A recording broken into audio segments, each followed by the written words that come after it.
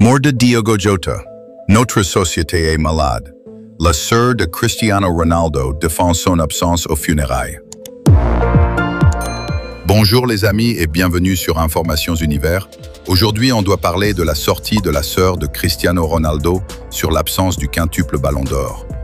Au deuil de son coéquipier en sélection portugaise Diogo Jota. Alors, si vous êtes prêts, on commence.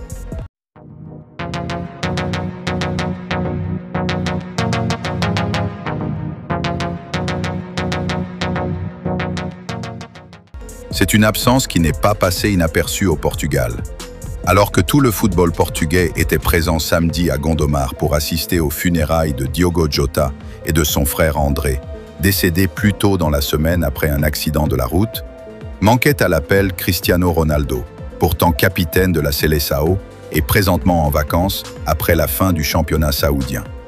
Devant les critiques de plus en plus nombreuses, son entourage a fait passer le message que la plus grande star portugaise de l'histoire n'entendait pas tirer la couverture à lui, en signe de respect pour la mémoire de son coéquipier. Une explication bancale qui a conduit Katia Aveiro à défendre son frère dans une vidéo publiée sur les réseaux sociaux.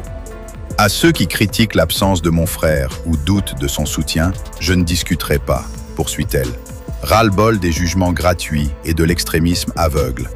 Notre société est malade. Sans empathie, sans conscience. Katia Aveiro a ensuite fait référence à l'enterrement de son père, 20 ans plus tôt, qui avait tourné à la foire d'Empoigne et traumatisé durablement CR7, lequel refuserait désormais de voler l'attention des médias dans des circonstances aussi douloureuses. Quand notre père est mort, la douleur n'était pas seulement dans la perte, mais dans le déferlement des caméras et des curieux jusque dans le cimetière. C'était une destruction indescriptible. Des tombes saccagées, des murs escaladés sans aucun respect. Nous n'avons même pas pu partir dignement à cause du chaos. Ce qui me blesse, c'est de voir les médias et les réseaux parler d'absence au lieu de respecter une famille brisée qui a perdu 2 de ses fils, a-t-elle enfin poursuivi. J'ai honte de cette réalité. Voilà le monde aujourd'hui, des opinions sans valeur, des gens sans cœur. On arrive à la fin de cette vidéo, j'attends vos avis en commentaire. À bientôt.